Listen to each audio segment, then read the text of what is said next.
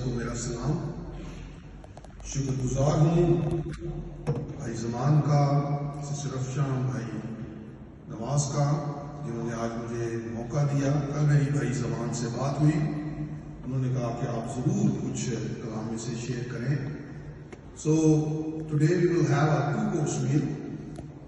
بھائی جانسن نے پہلے کلام میں سے چند ایک باتیں آپ کے ساتھ شیئر کی. آپ کا میں زیادہ وقت نہیں لوں گا, 5 سے 7 منٹ آپ سے بات کروں گا. میں اکثر پری کووڈ جب کنڈیشنز تھیں تو اکثر بھائی نواز اور سسٹر افشاں کے گھر فیملی میں ہم جایا کرتے تھے. میں بھائی ظفر, بھائی نعیم اور ماں جی ہماری جو بزرگاں تھیں, یہ اکثر اس میٹنگ میں ہمارے ساتھ ہوتی تھی. کلام کی باتیں ہوتی تھیں. ایک دفعہ مجھے ایک واقعہ یاد ہے کہ ہم وہاں پر راستے میں بارش ہو رہی تھی, ہم جا رہے تھے, تو میں رستے میں کہ یار اج نان پکوڑیاں دا دل کر رہا. تو اگے گئے تھے کہ باجی نے واقعی پکوڑے تو وہ چیزاں میں تو سارے مینو پائی دیکھنے لگ پے. سو ایک ایسا ایک فیملی کا رشتہ, اور میں آج اس بات کے لیے بھی شکر گزار ہوں کہ آپ نے میرا نام فیملی کی لسٹ میں رکھا ہوا ہے. So I am really thankful to you. 1-2 آیتیں ہم پڑھیں گے کلام میں سے. چند ایک باتیں, آپ نے بہت کچھ ہماری بزرگاں کے بارے میں سنا. چند ایک باتیں ہم اپنی نصیحت کے لیے بھی یہاں سے لے کر جائیں, کیونکہ ایک دن ہمیں بھی اس موت کے دروازہ میں سے گزرنا ہے. اور کلام مقدس میں اس کے بارے میں ہمیں کیا تسلی ملتی ہے. جو ہمارے عزیز جیسے ہماری بزرگاں جس کے بارے میں ہم نے جانا, کویت مقدسہ تھی, خدا کی خادمہ تھی, خادموں کی عزت کرنے والی خاتون تھی, اور دعا گو خاتون تھی. ایسے لوگ جب جہاں سے رحلت کرتے ہیں تو ان کا کیا مقام ہے خدا کے حضور میں. آج ہم کلام مقدس میں سے 2-3 باتیں ہم دیکھیں گے. پہلا کرنتھیوں اس کا 15واں باب اور اس کی 51 آیت سے 57 آیت تک.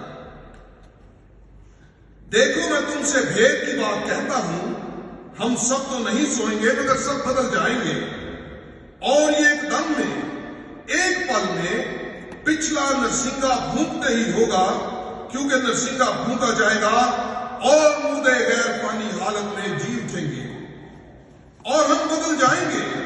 کیونکہ ضرور ہے کہ یہ پانی جسم بقا کا جامہ پہنے, اور یہ مرنے والا جسم حیات ابدی کا جامہ پہنے. اور جب یہ پانی جسم بقا کا جامہ پہن چکے گا اور یہ مرنے والا جسم حیات ابدی کا جامہ پہن چکے گا, تو وہ قول پورا ہوگا جو لکھا ہے کہ موت فتح کا لقمہ ہو گئی, آئے موت تیری فتح کہاں رہی, آئے موت تیرا ڈنک کہاں رہا. موت کا ڈنک گناہ ہے اور گناہ کا زور شریعت ہے, مگر خدا کا شکر ہے جو ہمارے خداوند یسوع مسیح کے وسیلہ سے ہم کو فتح بخشتا ہے. آج میں بھائی نواز کے خاندان کو, ان کی فیملی کو یہ تسلی دینا چاہتا ہوں کہ آج وہ اپنی ماں کو آخری مرتبہ نہیں دیکھ رہے. بائبل ہمیں بتاتی ہے کہ ہم اپنے عزیزوں کو جو خداوند میں سو گئے ہیں, ان کو خدا کے جلال میں پھر ملیں گے. یہ آخری مرتبہ نہیں ہے. This is not the final goodbye. یہ اسی طرح ہے جب ہم ایئرپورٹ پر اپنے عزیزوں کو وہاں پر الوداع کرتے ہیں, ایک خوشی بھی ہوتی ہے لیکن دکھ بھی ہوتا ہے کہ نہ جانے اب کب ملاقات ہوگی. خوشی اس بات کی ہوتی ہے کہ وہ ایک اچھی جگہ پر جا رہے ہیں, جہاز پر بیٹھ کر ایک اچھی جگہ پر جا رہے ہیں. لیکن دکھ اس بات کا ہے کہ اب تھوڑی سی جدائی پڑ رہی ہے. لیکن ہمیں یہ پتا ہوتا ہے کہ ایک نہ ایک دن پھر ملاقات ہوگی. کلام مقدس یہ ہمیں تسلی دیتا ہے. بائبل 2 آدموں کے ارد گرد گھومتی ہے, اور یہاں پر پالوس رسول ایک بھید کی بات کہتا ہے. اگر بھید ہر شخص کو سمجھ آ جائے تو وہ کیسا بھید؟ وہ تو کوئی بھید نہ ہوا۔ یہ بھید اس نے اپنے لوگوں پر منتشر کیا ہے۔ صرف ان کو اس بات کی سمجھ آئے گی جو خداوند کے لوگ ہیں، جو خداوند کو پیار کرتے ہیں اور جن پر وہ اپنے بھید آشکارا کرتا ہے۔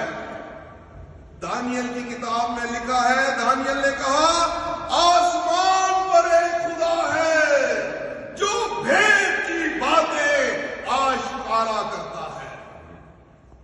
یہاں پر پالوس رسول مردوں کی قیامت کا ایک بھید بتا رہا ہے۔ Bible is a book of mysteries, اور اس کے اندر بہت سے بھید ہیں۔ مکاشفہ کی کتاب میں 7 ستاروں کا بھید ہے، اور وہاں پر بابل کا بھید ہے، بے دینی کا بھید ہے، اور خدا کے نیک ارادہ کی مرضی کا بھید ہے۔ تقریباً 11 بھید ہیں جو میں نے بائبل میں پڑھے ہیں، اور ممکن ہے اس سے زیادہ بھی ہوں۔